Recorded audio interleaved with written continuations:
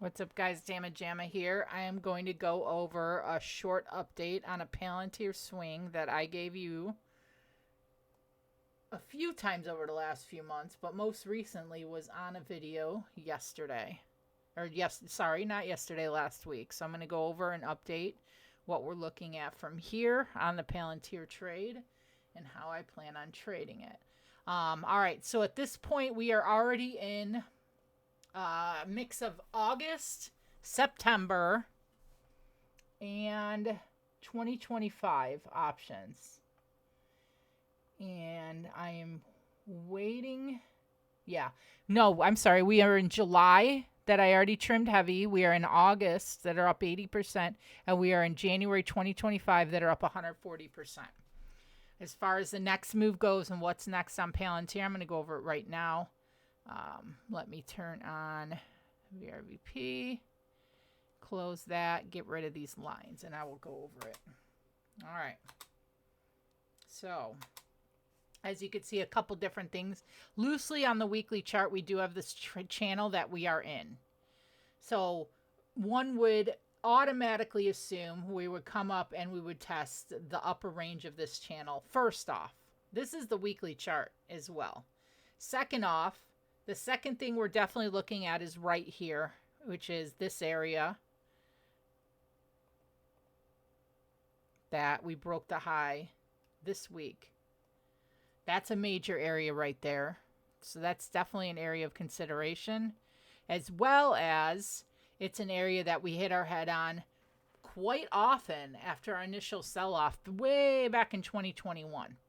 So coming off of that, a couple things that of great notice to me is, first of all, if we look at this volume in this area here, we have super incredibly high volume. And when we broke through that, that really sets up an area of liquidity that we expected to get a very, very strong move from these volume peaks throughout.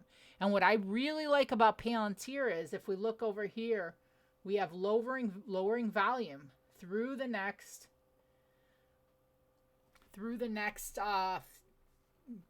range up through $31.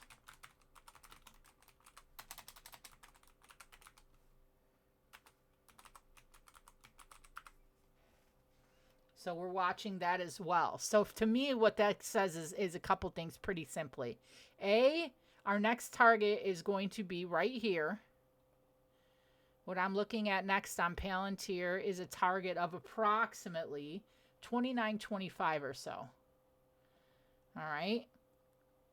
Then after that, it's going to be along this trend channel here is where we would watch for resistance. So that's our next target zone. So we have two target zones. And then finally, after that, we have a clean, we truly have a clean shot to new all-time highs. And I expect it. It's a fantastic company. I love everything about it. Their fundamentals, their financials, their contracts, and everything else. Their AI development. It's a very, very strong company. And what's fantastic about these next few areas are, it's very, very low liquid or low volume zones, so that it's going to be extremely volatile.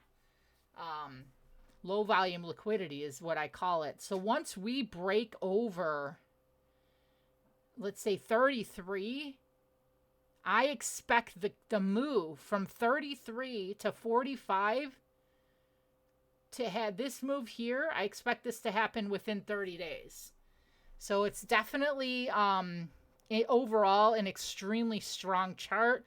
A little bit of a head and shoulders, a little bit of a giant cup and handle, and then another cup and handle within that cup and handle, and everything in between. We've got it all. It's a chart that is very similar to Hood, so there could be, at this point right here, it could take a little bit to get through this area. All right, I'm going to make it a straight line, and I'm going to make it this pink. That's our major area here. All right, so I'm really expecting that 29.40 relatively easily. But once we hit that area, that's really when we've got to kind of trim and get ready to, have some resistance at that point there. As far as pullbacks go,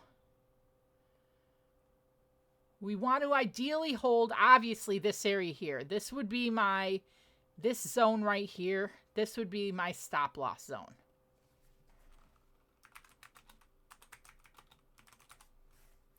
Especially for our August contracts.